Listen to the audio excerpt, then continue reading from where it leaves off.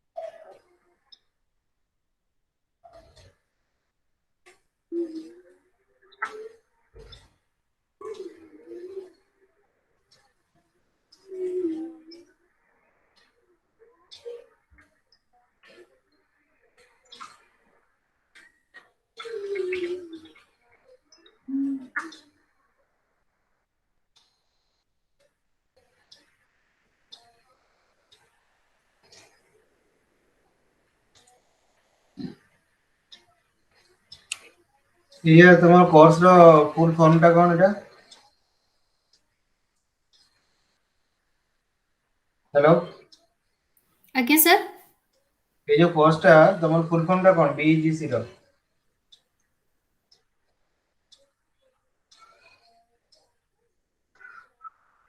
बीईजीसी रो full form कौन?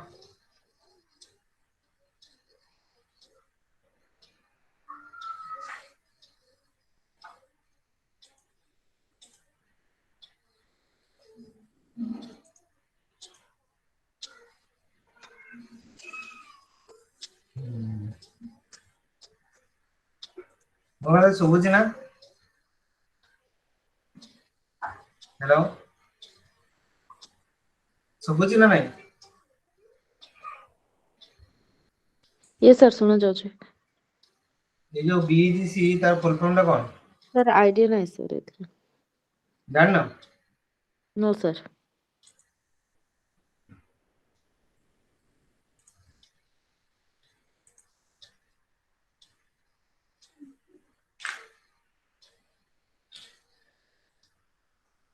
Hello hello hello, आज्ञा sir, business and economics graduate center I think. Business and economics. Yes, business and economics graduate center. तो message लिख लो। Okay sir. Business and economics लिख लो message रे।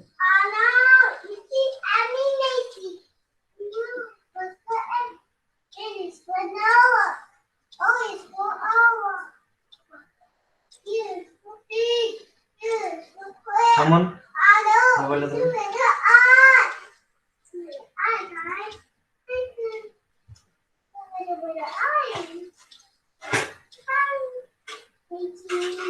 मार mobile का।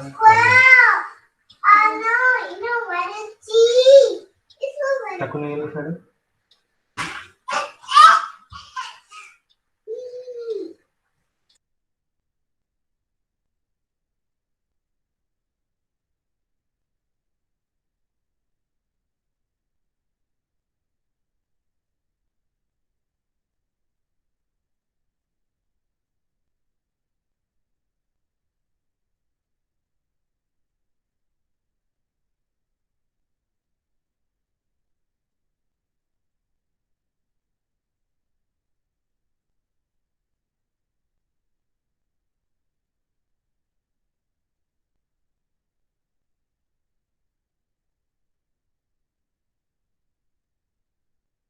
सर आसुचंदी जॉइन करछथि हला।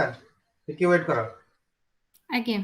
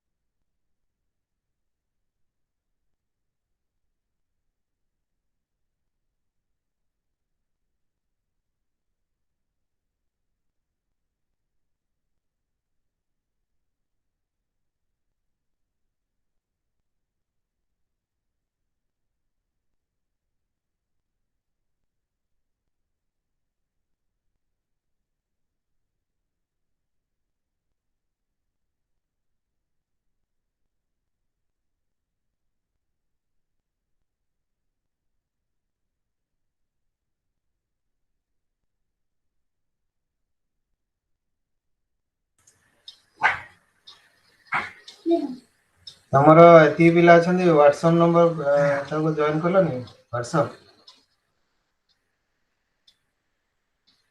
ହ୍ୱାଟ୍ସଆପ୍ ଗ୍ରୁପ୍ ଆଉ କିଏ ପିଲା ନାହାନ୍ତି କି?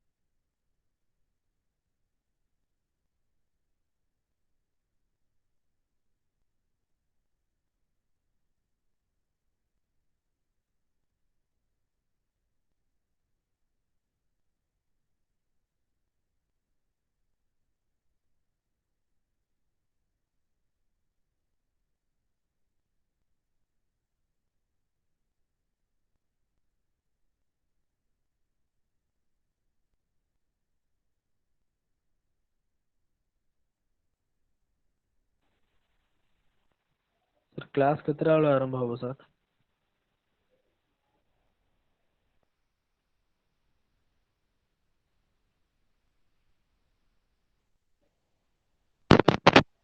ସାର୍ କ୍ଲାସ୍ କେତେଟା ବେଳେ ଆରମ୍ଭ ହବ?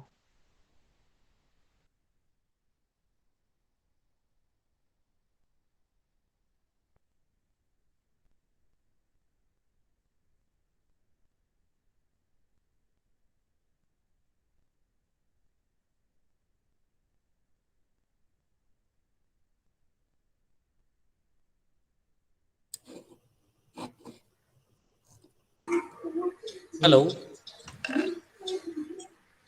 Hello, Ajit sir. Good evening. ହଁ ହଁ ମୁଁ ଶୁଣୁଛି ହଁ ହଁ ସାର୍ ଏବେ ଟିକେ ଲେଟ୍ ହେଇଗଲା ତ ଠିକ୍ ଅଛି ଆପଣ ହଁ। ପିଲାଙ୍କୁ କ'ଣ କ୍ୱେଶ୍ଚନ୍ ଆନ୍ସର୍ ଥିବ ସେ କହିବେ ଆଉ ହୁଁ। ତାପରେ ସେକେଣ୍ଡଟା ବି ଅଛି ଆପଣଙ୍କର ଆଜ୍ଞା ଆଜ୍ଞା। 110 ହୁଁ। ସେଡ୍ୟୁଲରେ ଦେଖିଦେବେ ଅଛି ତାପରେ ହଁ schedule ଅଛି। ହଁ ମୁଁ ଦେଖିଲି ଛଅଟା ଯେ। ବେଳକୁ So I was completely ignorant about this class. Ajit sir actually called me now and he informed me about this. I am Pitambar Behra, your academic instructor for this particular course. And if you have any issues with this course, we can have interaction, and I would like to address your queries if you have any. Yes.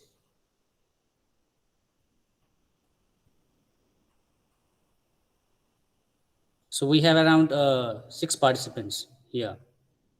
Eight participants, I think. Yes.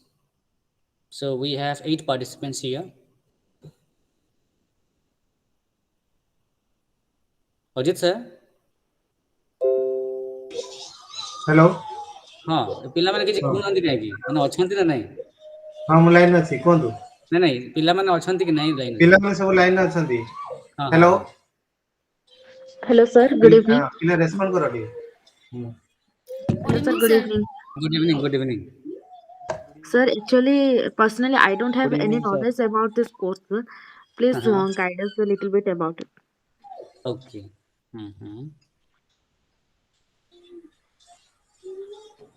all right so this particular course what is the name of this course you know this right hello Yes, sir. yes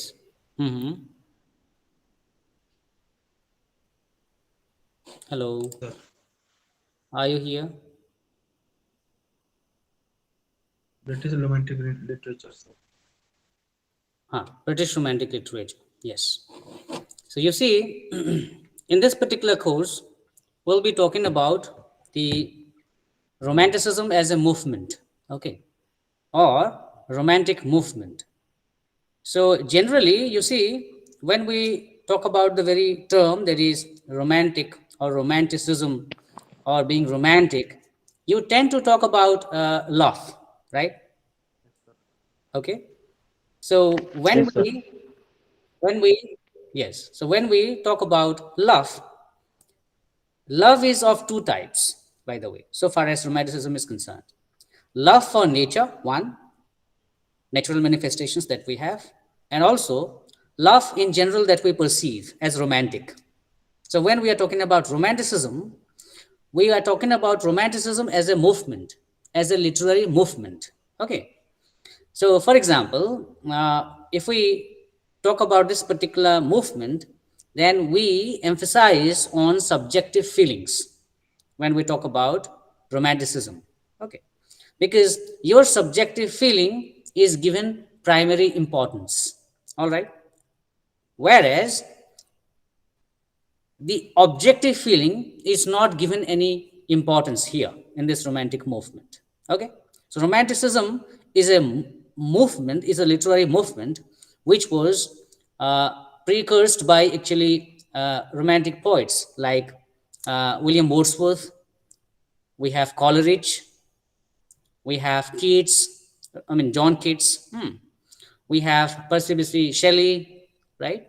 So these poets, they have actually tried to take this movement to at a different level. And this particular movement was initialized, or this particular movement originated from the very text that is known as Preface to Lyrical Ballads. All right. And you see, here in this lyrical ballads, so lyrical ballads is a collection of poems, by the way. And Preface to Lyrical Ballads is a critical appreciation of the romantic poems, by the way. And this particular lyrical ballads was jointly being written by William Wordsworth, as you know about William Wordsworth as a nature poet, and also by Samuel Taylor Coleridge. So we have two most important poets of the Romantic age, and these poets are William Wordsworth and Samuel Taylor Coleridge. All right, so these two poets initialized, or these two poets had laid the foundation of romantic movement or romanticism as an ism. Okay, all right, so you see, just before this age, just before this romantic age, I mean, romantic age started from 1800 and near about 1850, this ended. All right, so just before this age, you have the classical age. All right, the classical age of English, that is from Sir, when did it 1700 to started? 1800. Right. Yes, which Sir, age? when did it started? Which one? Romantic age. Okay, so romantic age started from 1800 to 1850. I mean, This is just an approximate date, by the way. So you can never say on which date or which year, in which year this particular one had started. But if you take into account the French Revolution, that is 1789, people say that from this 1789, from this French Revolution, the characteristics of this French Revolution have actually encouraged this romantic movement as a kind of literary movement. So people also say that 1798 is the starting year of this particular movement. And you see also people say besides 1789, there is another date, that is publication of the lyrical ballads, that is 1795 and 1798. All right. So these two dates are also considered to be one of the most important dates in the history of the Romantic movement. So roughly we can say that this particular movement had started from 1798, then 1789, then we can also talk about 1795 and 1798 as the dates that actually influenced the poets, especially William Wordsworth, Samuel Taylor Coleridge, then Percy Bysshe Shelley, then John Keats. Okay, these are the poets who were actually influenced by this French Revolution, and also the publication of the preface to lyrical ballads and lyrical ballads. So this 2 to 3 events actually inspired and encouraged the Romantic age and also Romantic movement to start. Okay, so we can say that roughly we can say that this Romantic age started from 1800 to 1850. All right.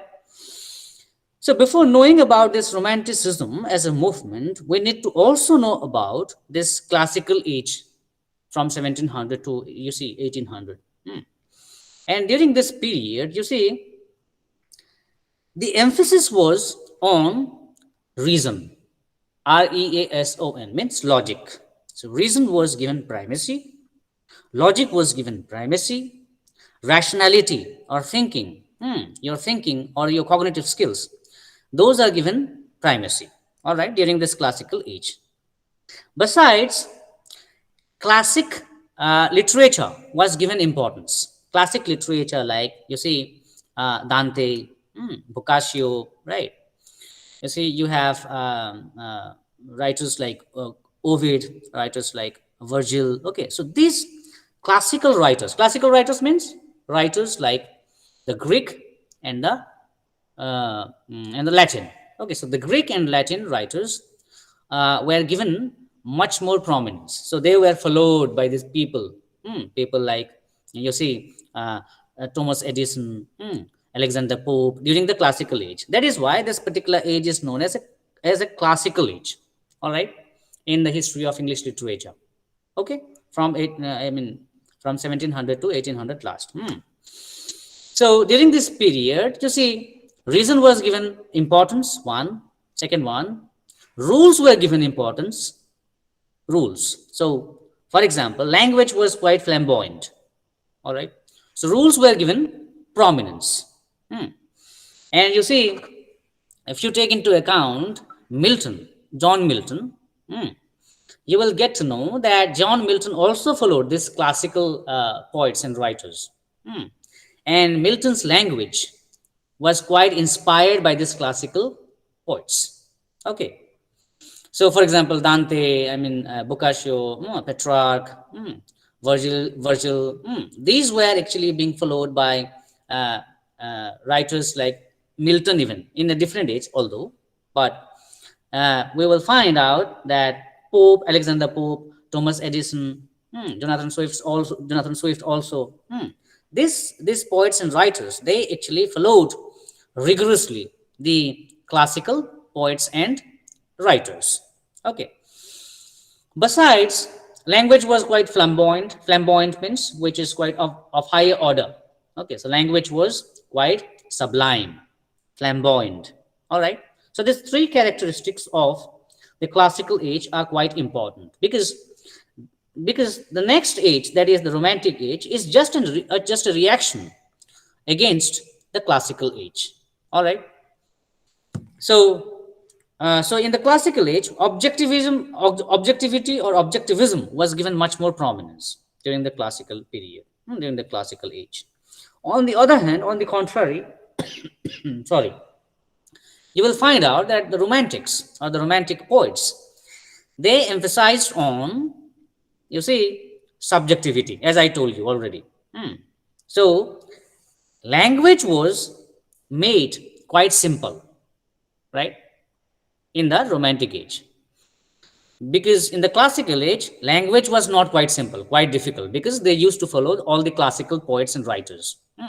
And the classical poets and writers, they actually tended to make the language quite difficult to understand, right? On the other hand, in the romantic age, language should be simple, right? According to William Wordsworth, right, in the preface to the Lyrical Ballads, he had told us that the language of poetry should be the language of common man. And a common man is a man who is living in the cottages, and he should understand this language, by the way. If he or she is understanding your language, whatever you are writing as a poet, then probably you have succeeded in becoming a poet, or you have succeeded in disseminating or giving across the message that you are having. All right. So according to William Wordsworth, what should be the language of poetry or a poet? The language The of language of poet. common man. Yes. Arati is right. So the language of poetry should be the language of common men living in the cottages. Okay, this is written there in preface to the Lyrical Ballads, right? So you might have come across the languages of the philosophers, right? Right? Have you ever heard, have you ever read any philosophical text? Anyone? Pooja, Rojalyn? Jasmi Mani था તમે pronounce કરશો Again. હા હા Yajnaseni Yes, sir. Shubham No, sir. Okay, so for example, I am right now reading one of the next class. I will be having slides. Okay, so from slides you can watch whatever I am actually teaching you. Yes, sir. All right, because I was unaware of today's class, that's why I have not prepared slides. So for example, if we read William Wordsworth, The Solitary Reaper, the language is not quite difficult, you will find out. Let me read out to you. For example, The Solitary Reaper. Behold her, single in the field, your solitary highland lass, reaping and singing by herself, stop here or gently pass. Alone she cuts and binds the grain and sings a melancholy strain. Oh, listen, for the vale profound is overflowing with the sound. So these are the few lines. First stanza I have actually read out to you. And these lines are not quite difficult, as difficult as, for example, Miltonian lines. Milton's lines, by the way, because Milton was quite inspired by these classical poets. So we are going to read out Milton's few lines. And John Milton is quite famous because he has actually written some of the most important epics like Paradise Lost, Paradise Regained, and he has rigorously followed the classical books. All right. So here I am reading out to you some of the lines from Milton's Paradise Lost. All right. Okay. All right. So in the starting few lines, John Milton in Paradise Lost, Book 1, he has written like, of man's first disobedience and the fruit of that forbidden tree whose mortal taste brought death into the world, and all are woe with loss of Eden, till one greater man restore us and regain the blissful seed. Sing heavenly muse that on the secret top of Oreb or of Sinai didst inspire that shepherd who first taught the chosen seed in the beginning how the heavens and earth rose out of chaos. Or if Sion hill delight thee more, and Siloam's brook that flowed fast by the oracle of God, I thence invoke thy aid to my adventurous song, that with no middle flight intends to roar above the Aeonian mount, while it pursues things unattempted, yet in prose or rhyme. And chiefly thou, O Spirit, that dost prefer before all temples the upright heart and pure, instruct me, for thou knowest, thou from the first wast present and with mighty wings outspread. Dove like satst brooding on the vast abyss, and madest it pregnant. What in me is dark, illumine what is low, raise and support, that to the height of this great argument I may assert eternal providence and justify the ways of God to men. So here you have some classical references, like for example, Mount Aeonian. So you are unaware of Mount Aeonian, by the way, right? Because we are not quite acquainted with this. This is a classical reference. Allusions like Siloam's brook. We are also unaware of Siloam's brook, right? Like Hill Sion, Sion, Hill Sion, right? And also we are talking about Garden of Eden, capital EDEN, right? Eden Garden. Eden Garden Kolkata रे गोटे अछि जानिथिबो तमे माने cricket ground गोटे अछि. Yes, sir. Right. So this Eden Garden is just based on or modeled upon the biblical Eden Garden where Adam and Eve were there. All right. And this particular chapter has been there in the Genesis of the Bible. All right. Okay. So you see the language of here, I mean Milton, is quite difficult than the language of William Wordsworth, right? Okay. So far as the subjectivity of romantic poets or romantic poems is concerned, and the objectivity of the classical poets is concerned, you will get to know about this from, as you see, the solitary reaper, right? So once this reaper was there in one of the highlands, and she was reaping the harvest, right? Once upon a time, William Wordsworth had actually seen this particular reaper, and she was reaping. Along with this, she was actually singing a song, and that song is sad song. That song is a sad song, a melancholic kind of song. And here William Wordsworth is just talking about that particular girl, that is the solitary reaper, in this particular poem, that is the solitary reaper, right? And you see, this particular idea that struck the mind of the poet is a certain kind of idea. So this particular idea is a kind of subjective idea that came into the mind of the poet, right? And that is why William Wordsworth has defined the very definition of the poetry as spontaneous overflow of powerful feelings and emotions as recollected in tranquility, right?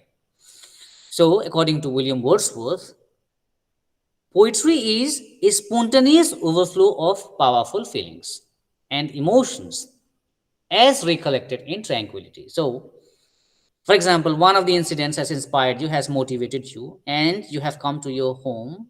You are relaxing. You are in a peaceful state of mind, right? And at that point of time, this idea will come to your mind. All right. At that point of time, you try to write or you try to compose some lines on this particular theme or matter, subject matter, right? And this particular idea comes to your mind quite spontaneously. Spontaneously means quite naturally in a way, automatically, without any effort on your side, by the way. So without your effort, this idea is coming to your mind. This idea is striking your mind. And with the striking of the idea, you start writing or you start composing a poem, right?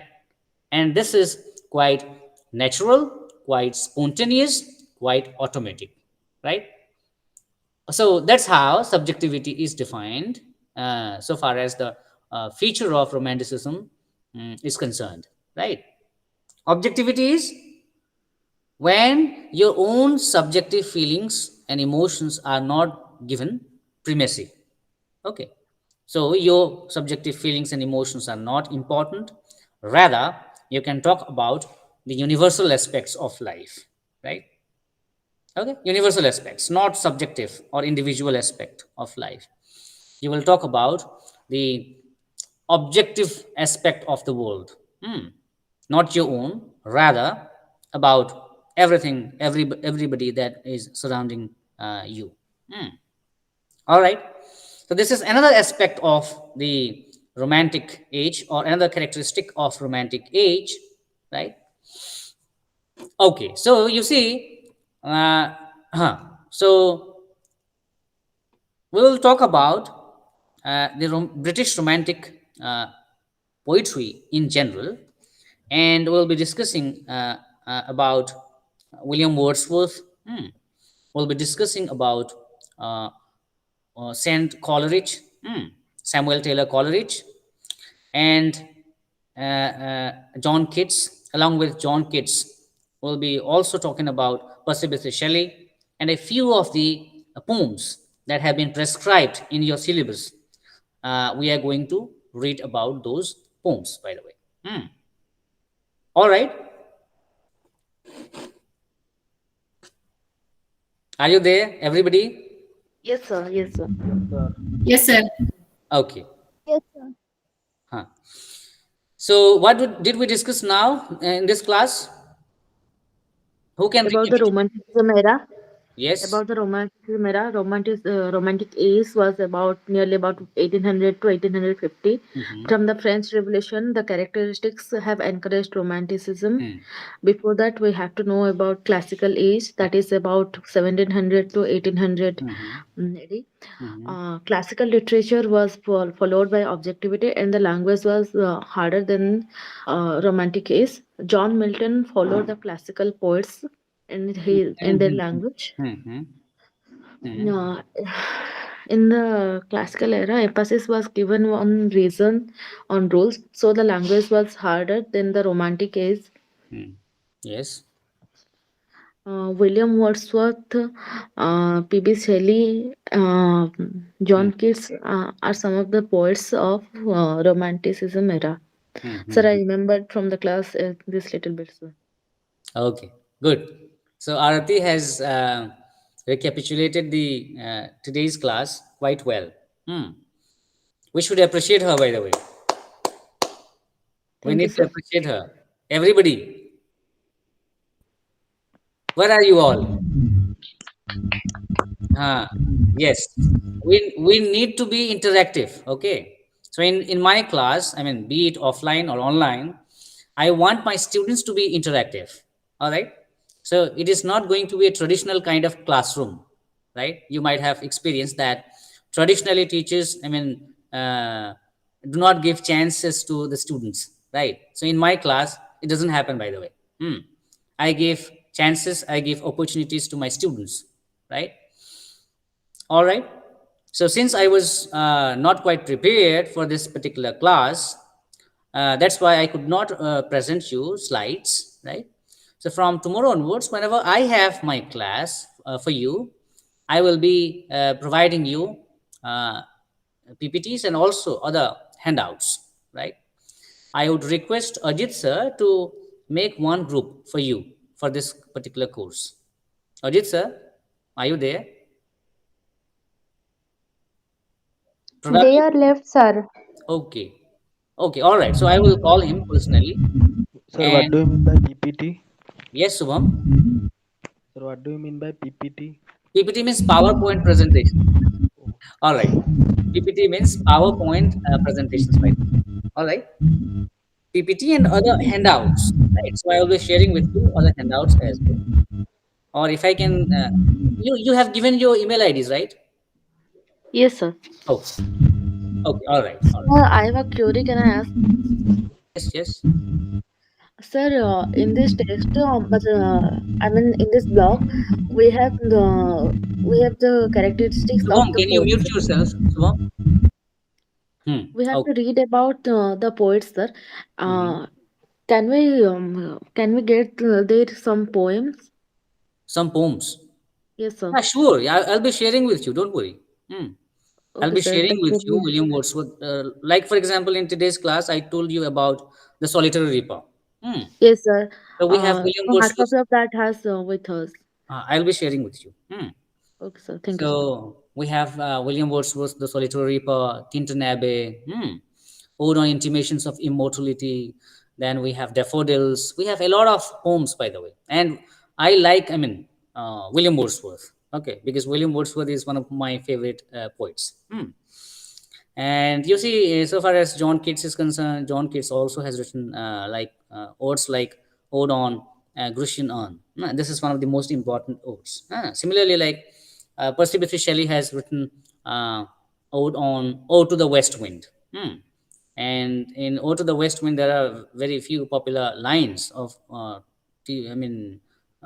this Shelley, and these lines are universally applicable and applicable to our generation as well. We'll also be reading about Percy Bysshe Shelley. I'll be sharing with you all of their poems, whichever is prescribed and whichever is not prescribed as well, because you will get to know about uh, some of their characteristics, as to how they actually approach a particular poem. All right. So with this, I will call this a day. So we will wind up here. Sir, Tomorrow, what about the next class, sir? next Next class. class is scheduled of you. ତମର class ଅଛି ତ ଏଇ class ଅଛି हाँ, No, sir. sir. ଅଲଗା class ଅଛି। ଅଲଗା Sir, class ଅଛି ତ मैंने କ୍ଲାସ୍ BGC ହୁଁ ହୁଁ 100 sir. BGC 110 110 ନା पर ହିଁ ଅଛି sir ହୁଁ ହୁଁ schedule ରେ। ହୁଁ ହୁଁ 110 ନା ଆଜ୍ଞା। ହୁଁ ହୁଁ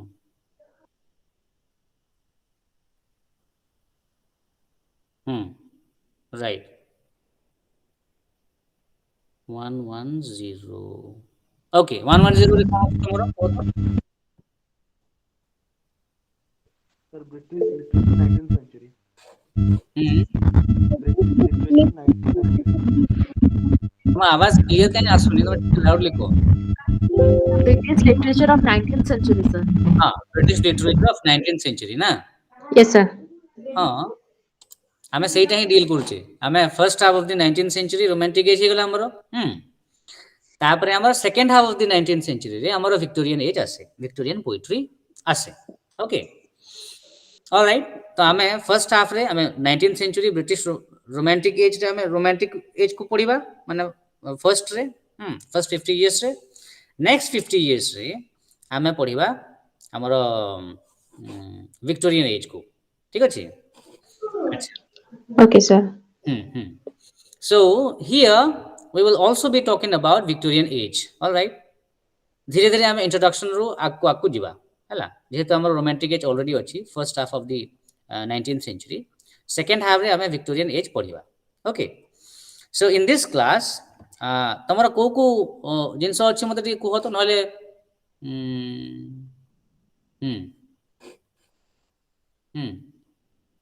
Sir, A Tale of Two Cities, French Revolution and Dickens, summary and analysis of A Tale of Two Cities, and the other aspects of the novel. That is in our block, sir. Block 1 is about A Tale of Two Cities and its introduction, summary, French Revolution, and other aspects of the novel.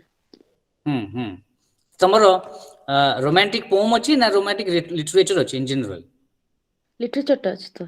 Literature अच्छी ना अच्छा मत ये जगह रे तमे माने type करके दियो तो हमर चैट बॉक्स रे हमर चैट बॉक्स अच्छी गूगल मीट रे ठीक अच्छे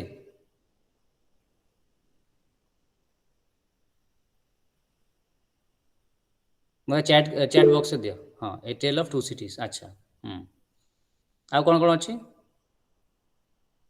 ଦି କୋର୍ସର ନାଁ ପ୍ରଥମେ ଲେଖିକି ଦିଅ। 109, 10 ଅଛି ନା? ଦି କୋର୍ସର ନାଁ ଲେଖିକି ଦିଅ। ଫୁଲ୍ ନାଁ ଦେବ ହେଲା।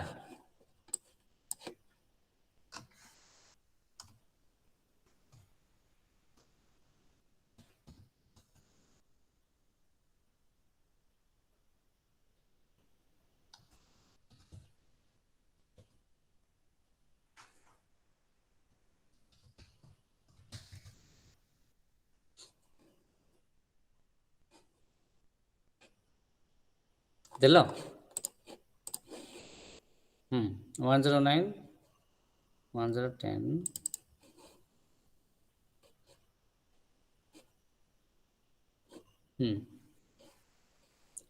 ଫୁଲ୍ ଫର୍ମରେ ଲେଖିକି ଦିଅ ଶୁଭମ। 109ରେ କ'ଣ ଅଛି ଫୁଲ୍ ଫର୍ମ? ଆଉ ହଁ, very good. British literature 19th century। British literature 19th century ଏଇଟା କ'ଣ ମାନେ 111 ନା? ଆରେ 109, 10 କ'ଣ କ'ଣ ରହିଲା? ନା ସାର୍ 110 ର ଆଚ୍ଛା 110 ତ ବ୍ରିଟିଶ ଲିଟରେଚର 19th ସେଞ୍ଚୁରୀ। ଏଇଟା 11 କ'ଣ ଲେଖିଲ? BGC 11। ସେ ଭୁଲରେ ଲେଖି ଦେଇଛନ୍ତି ବୋଧେ, ଡଟ୍ ପକେଇ ଦେଇଛନ୍ତି। ଆଚ୍ଛା ଆଚ୍ଛା ହଁ ସାର୍ ଟାଇପ୍ ମିଷ୍ଟେକ୍ ହେଇଯାଇଥିଲା ସେଇଟା। ହଁ କିଛି ନାହିଁ।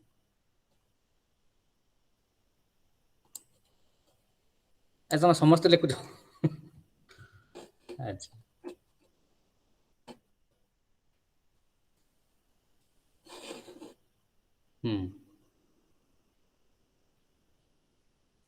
ଓକେ।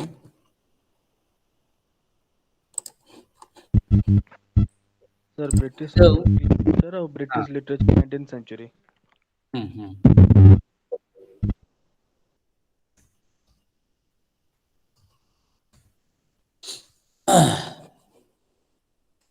অলରାଇଟ୍, ଯେତେବେଳେ ଆମେ ଫ୍ରେଞ୍ଚ ରେଭଲ୍ୟୁସନ କଥା ଆମେ ଚିନ୍ତା କରିବା, ଆମେ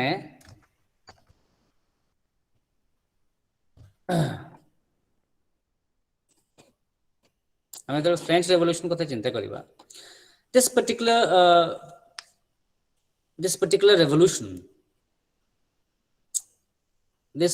revolution began with the States General of 1789 and this ended with the formation of the French consulate in November 1799. And these ideas are considered fundamental principles of liberal democracy, by the way. So democracy originated from French Revolution. So these democratic forms of government, okay, so they actually originated from this French Revolution that took place in 1789. For example, the democratic principles are liberty, equality, and fraternity, right? Liberty, equality, and fraternity. Tame history re bhi padhithibo, political science re bhi padhithibo, right? So these three concepts originated from the French Revolution, right? So during the classical age, you see, there was a sort of discrimination or difference between the aristocratic people and the common people, right? And this discrimination was based on economic aspects, okay, or economic status in the society, right?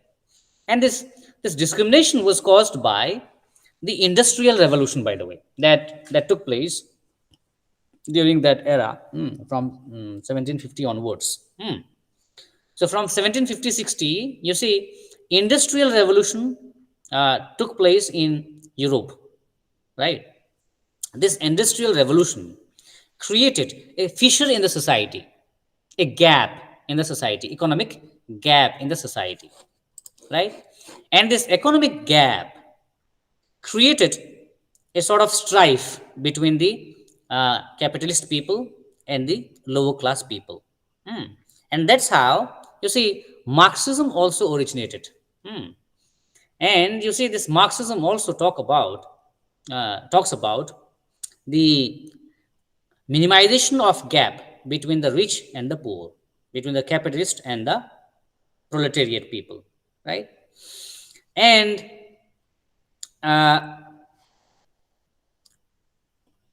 For this, the proletariat people or the daily wage laborers have to create their own unions. All right. So French Revolution is just a reaction against the Industrial Revolution. What the point? So from 1750 onwards, you will find out that the whole of Europe was influenced by, impacted by Industrial Revolution. So industries mushroomed uh, plentifully, all right, in the whole of Europe. And because of the imperialistic nature of the European countries, the European people had already established colonies all around the world, right? So, for example, the Britishers had already established colonies here in India, right? And they had already started draining out, I mean, diamonds, jutes, and the raw materials like hello the yes, yes, sir, hello sir yes, ମୁଁ Ajit Ajit sir, sir କହୁଛି ଅଜିତ ହଁ sir କୁହନ୍ତୁ କହୁଛି କୁହନ୍ତୁ sir। ୟା ପରେ ଆଉ ଗୋଟେ କ୍ଲାସଟା ଅଛି 110 BEGC 110 ଏଇଟା ଚାଲିଛି sir। ସେଇଟା ଆଉ ଗୋଟେ ଲିଙ୍କର ଆପଣ ଜଏନ୍ କରିବେ ଆଉ ଓ ଗୋଟେ ଆଉ ଲିଙ୍କ ଗୋଟେ ଅଛି ଲିଙ୍କ ଜଏନ୍ ସେଥିରେ କରିବେ। ହଁ ସେଇଟା ଗୋଟେ ଆଚ୍ଛା ଆଉ ଗୋଟେ ଲିଙ୍କ ଅଛି ଦେଖିବେ ଆଚ୍ଛା, ଆପଣ ପିଲାମାନେ ସେୟାର ସେଇଥିରେ କରିଛନ୍ତି ଲିଙ୍କରେ ମୋତେ? ଜଏନ୍ କରିବେ ହଁ ହଁ ମୋତେ ସେୟାର କରିଛନ୍ତି ସାର୍। ହଁ ମୁଁ ସେଇଟା କହୁଛି ହଉ ହଉ, ଏ ପିଲାମାନଙ୍କୁ କହିବେ ସେଇଥିରେ ଲିଙ୍କରେ ଜଏନ୍ କରିବା ପାଇଁ ଆଚ୍ଛା। ହୁଁ। ଯେ ମୋତେ ସେୟାର ଆଉ କରିନାହାନ୍ତି କି?